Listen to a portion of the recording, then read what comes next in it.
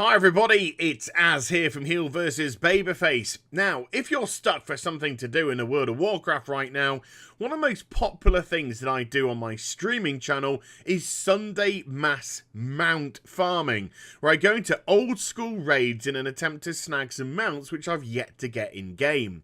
So in this video, I'm going to start us off on some training wheels, and I'm going to go through every single dungeon in the World of Warcraft that has the potential to drop a mount and how to get them. You never know, you might not have known about some of these, or it might just give you the impetus to go out there and try and grab them. So first up, we have the vanilla dungeon Stratholme, which just also happens to be my favourite dungeon in the whole of the World of Warcraft.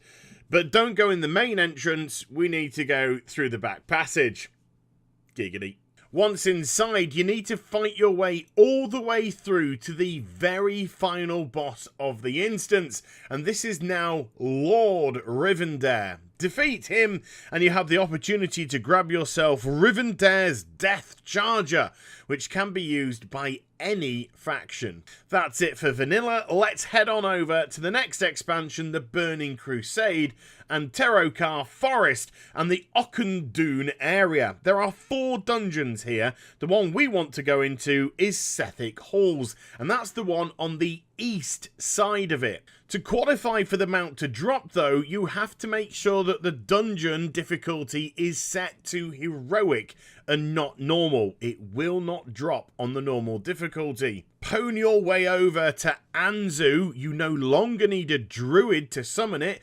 He will be waiting for you. Destroy it, loot it, and then you have the opportunity to grab yourself the Raven Lord mount, a much sought after item in this game. From Sethic Halls, you can just make your way north back to Shattrath City, and then go through the portal which will take you here to the Isle of Keldanas. Mosey on over to Magister's Terrace, and this is where the second of the 2 Burning Crusade mounts drop. Once more, make sure it's set to heroic difficulty before entering. Make your way over to the instance's final boss, which is the reanimated Kael'thas Sunstrider.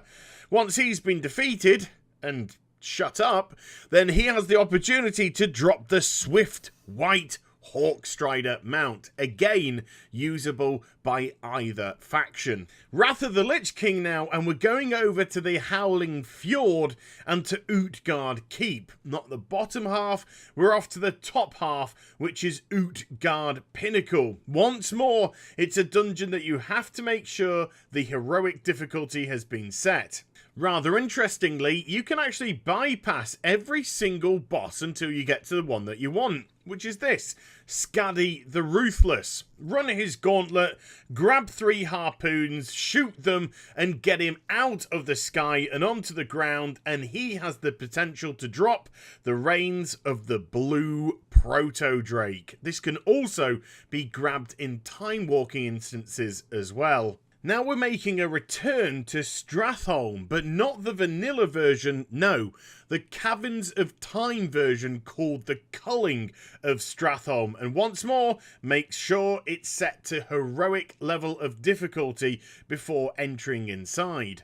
Once then, you'll actually trigger an event to defeat packs of mobs, and when a sufficient number has been killed, it will spawn a boss, defeat the boss, and rinse and repeat. You're up against the clock, so you have to make sure that when you get to the final boss area, which is in Market Row, instead of hanging a right, which would have taken you to Mal'Ganis to finish the instance, if you have got plenty of time left on the clock, then you need to go to the left and follow the pathway round the corner here until you get to the infinite Corruptor. This is very easy to defeat, but will have the guaranteed chance 100% to drop the Bronze Drake, which you can add rather nicely to your collection of mounts. With Wrath of the Lich King out of the way, let's move on over to some of the Cataclysm dungeons. And surprisingly, there are 5 mounts up for grabs here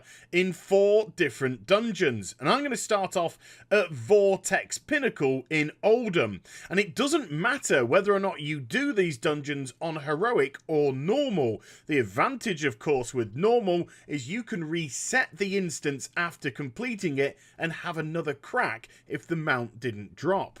Defeat Altarius, and then you have the opportunity to get yourself the Drake of the North Wind. A very nice and special looking mount indeed. From your respective faction capital cities, take the portal to Deepholm for our next mount. Go out of the front entrance and then fly on up and round the right hand side until you reach the Stone Core dungeon. Very much like Vortex Pinnacle, it doesn't matter whether or not the dungeon is now set to normal or heroic, the mount will still drop from both difficulties. Tackle Slabhide, who is the second boss in this instance, for the opportunity to grab yourself the reins of the Vitreous Stone Drake, another spectacular looking mount. Time now for some troll action as we go to the Ghostlands area and head on over to the Zulaman instance in the southeast corner. This again has to be set to heroic difficulty to be counted. In actual fact, I think you can only do this dungeon in heroic difficulty, and very much like the Cullinger's Stratholme, this involves another event. The event starts after you speak to Vol'jin, and he and you will then make your way towards the Gong. To open the front gates of Zulaman, you have to simultaneously strike the Gong at the same time. It's very easy to do. I'm just about to do it now. Any time now. Any moment. Just, no, okay, no, now, no, okay. No, wait, no, just, sorry, just bear with me a sec. Okay, I think I've got it now, so if I just smack it together with Vol'jin, wait, what? What? Are you f***ing kidding me, Vol'jin? Oh, for the love of... Once the gates have finally been opened, then the event begins in earnest, and once more you find yourself up against the clock. Defeat the bosses, get more time added until you reach this guy here who's called Halazi. Now Halazi isn't actually the boss that drops the loot. No, once you defeat this chap, he'll just drop a regular standard loot table. But behind him, in a cage, there is a troll female called Kasha. You need to free Kasha from her bindings and she'll start to run around the room and destroy vases using fireballs.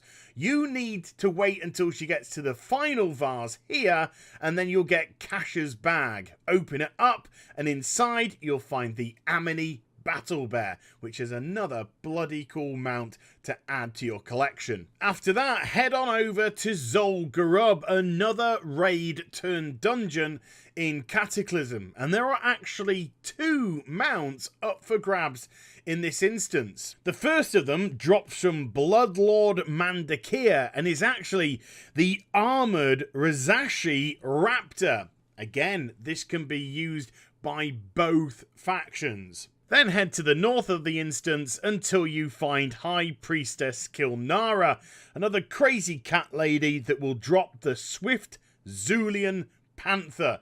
And once again, even though it's a panther, both factions can use it. Now, believe it or not, sadly, Blizzard didn't put any mounts in any dungeons in Mists of Pandaria, nor did they for Warlords of Draenor either. But when patch 6.2.3 hits, then Time Walking will add the opportunity for a mount to drop. And it's going to be called the Infinite Time Reaver. And you can acquire this by any of the Time Walking bosses that you defeat. There's going to be a small chance that it can drop from any of them. So there isn't a specific boss that you need to go for. So there you go, the guide to which dungeons in the World of Warcraft drop mounts. So if you are looking for something to do, then go out there and see if you can snag a few for yourself. So I hope you enjoyed the vid. If you did, do give it a thumbs up and also subscribe to my channel. Follow me on social media and Twitch for live streaming. Links are in the description down below, and I'll be back with some more stuff very soon. You take care, everybody. Bye-bye.